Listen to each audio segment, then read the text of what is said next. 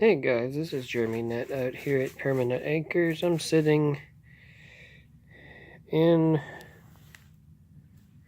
the chair, relaxing out in the Redneck Greenhouse. It's a little cool, but it ain't too bad. I've kind of covered up all the gaps across the top except for kind of like an intake and an exhaust. And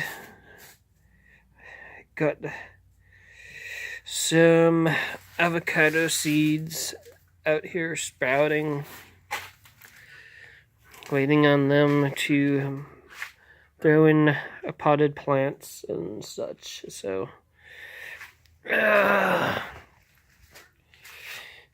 then show you what I got hiding behind the curtain here, which is just nothing but a bunch of weed screen, but it helps add some shade and some heat. Also, whenever it's actually sunny out. Right now it's not very sunny. And white containers have Morchella augusticeps, and the red ones have Morchella esculenta. And these I just did just the other day on wood substrate, and those over there I done about a week ago or so on wood substrate. Also, let's see. Let's move this out of the way. There we go. And if you guys can get a look at the Morchella esculenta, you should be able to see some decent mycelium growth. If we get enough light here. Let's see if I can get a flashlight on. It's unable to turn on the flashlight. Seriously? But I don't know if we got enough sunlight for it to catch. Oh, nice piece of plastic came off the bucket lid. But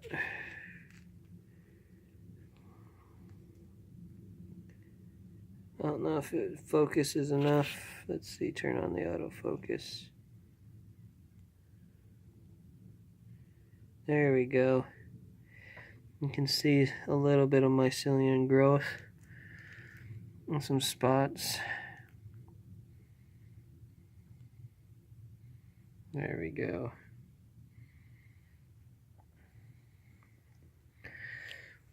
So this one's doing pretty good.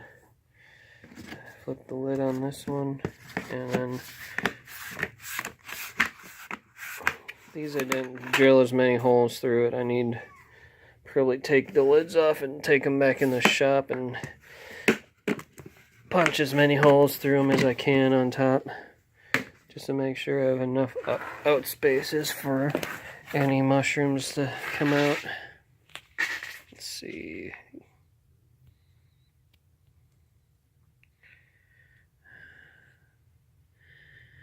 This one, it's really hard to tell because most of the mycelium is lowered down in this pail, and it's not really picking up much of it. I do see some mycelium in there. It's just...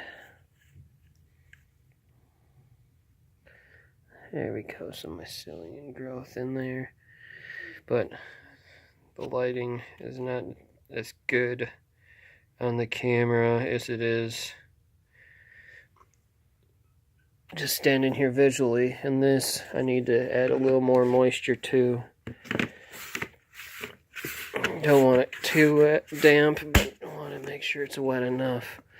And these I just did not too long ago, so they're packed up pretty good.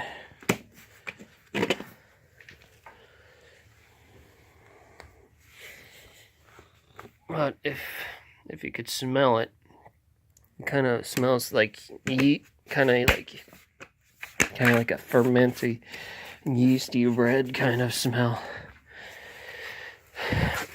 And that's basically how they smelled straight out of the jar. I'm gonna cover these up quick. Hopefully we'll be getting some decent results pretty soon. Maybe see a couple mushrooms here and there, but I'll be expecting it a lot sooner from the Escalante than the Augusticeps. And these, I already got some of the actual stems growing out on them.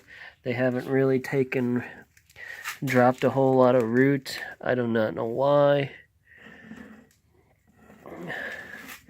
I got some roots coming out the bottom, just not very deep. They're really, really shallow.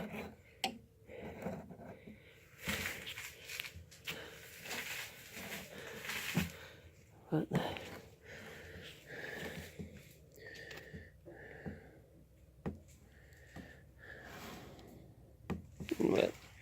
got a couple of these started already. This one I just put in there. It's starting to split a little bit, but I'm hoping that it's not too old where it'll just start rotting rather than going. It has cracked some, so hopefully I'll get something decent out of it. And I got a couple more soaking underneath there, so I'm planning on peeling those and putting them in a couple more cups and see what we can get. Hopefully I can get all of them in pots and rooted and get some decent little avocado trees growing out here. So got some growth. I'm probably gonna end up having to move these in each night, just as cool as it's been getting.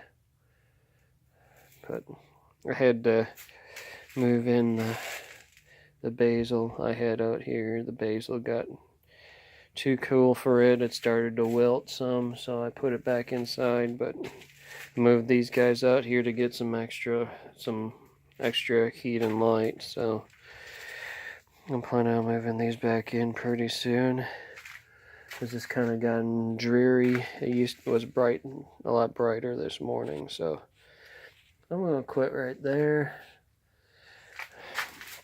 Kind of like stapled up the corners. I'm probably be working on an actual greenhouse sometime this upcoming spring. I got enough fabric for a greenhouse, and then I gotta buy some boards for doing the large mobile chicken coop, which that one's I think it's 10 foot tall, 20 foot long by 10 foot wide, something like that.